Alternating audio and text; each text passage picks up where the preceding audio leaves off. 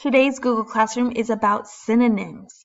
Now, synonyms are words that mean about the same thing. So we're going to be looking at words today that are very similar. Synonyms, same.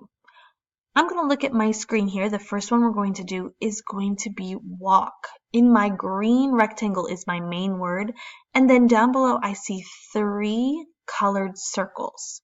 What I need to do is read the 3 words in the 3 circles and decide which ones are synonyms with my main word in the green box. So I have the word walk up here, and then I'm going to read down below. I have hike, sleep, and step. Now I have to think which ones are going to be similar to walk. Hike is pretty close, step is pretty close, but sleep is not.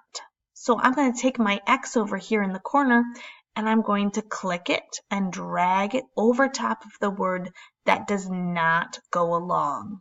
It's not going to be a synonym with my green box. And then that's going to show your teacher that that's the one that you decide does not match. It's not a synonym. Make sure you do all 20 of our synonym slides.